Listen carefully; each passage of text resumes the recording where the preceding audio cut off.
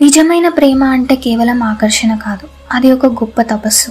శివుడు బాహ్య ప్రపంచాన్ని వదిలేసి ధ్యానంలో మునిగిపోయే ఒక యోగి అయితే, పార్వతీదేవి తన నిశ్చలమైన భక్తితో ఆయన మనసును గెలుచుకుంది. ఈ కథలో మనకు కనిపించేది తొందరపాటు కాదు, అనంతమైన ఓపిక మరియు నిరీక్షణ. ఒక రాజకుమారి అయ్యుండి కూడా అన్ని సౌఖ్యాలను వదిలేసి శివుడి కోసం ఆమె చేసిన త్యాగం చూస్తుంటే ప్రేమలో నేను అనే అహంకారం ఉండకూడదని అర్థమవుతుంది. వీరిద్దరి బంధం అర్ధనారీశ్వర తత్వానికి దారితీసింది. అంటే ప్రేమలో స్త్రీ పురుషులు వేరువేరు కాదు, ఒకరిలో ఒకరు భాగమని, ఒకరినొకరు సంపూర్ణం చేసుకుంటారని ఇది నిరూపిస్తుంది.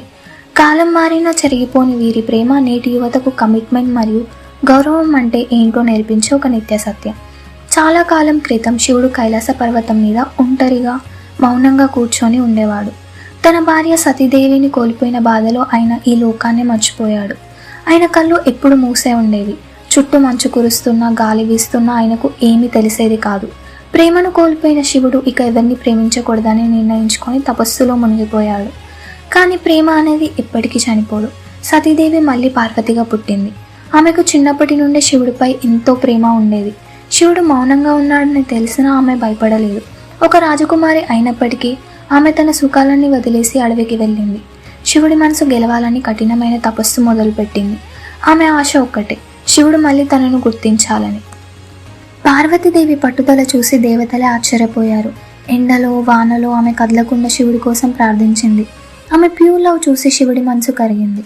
ఆయన కళ్ళు తెచ్చి చూస్తే అక్కడ తన పాత ప్రేమ సతీదేవిని పార్వతి రూపంలో చూశాడు. పార్వతీదేవి చేసిన త్యాగం శివుడిలోని మౌనాన్ని, బాధను పోగొట్టింది. ఆమె మాటలతో కాకుండా తన ఓపికతో శివుడిని మార్చేసింది. శివుడు పార్వతి కలిసినప్పుడు ఈ ప్రపంచానికి ఒక అందం వచ్చింది. శివుడు శాంతికి గుర్తయితే పార్వతీదేవి శక్తికి గుర్తు. ఒకరు లేకపోతే ఇంకొకరు పూర్తి కారు. వీరిద్దరి కథ మనకు చెప్పేది ఏంటంటే, నిజమైన ప్రేమకు చాలా ఓపిక ఉండాలి. ఎంత కాలమైనా, ఎన్ని కష్టాలు ఎదురైనా వెనకడుగు వేయకుండా ఉండేదే నిజమైన ప్రేమ. అటువంటి ప్రేమ ముందు దేవుడైనా తలవంచాల్సిందే.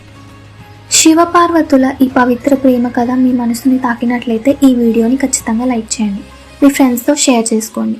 ఇలాంటి మరిన్ని ఆసక్తికరమైన పురాణ గాథలు, ఆధ్యాత్మిక రహస్యాల కోసం మన ఛానల్ని ఇప్పుడే సబ్స్క్రైబ్ చేసుకోండి. ఆ శివపార్వతుల ఆశీస్సులు మీకు ఎల్లప్పుడూ ఉండాలని, మీ జీవితం శాంతి, ధైర్యం మరియు స్వచ్ఛమైన ప్రేమతో నిండాలని కోరుకుంటున్నాను. ఓం నమః శివాయ. Thank you for watching this video.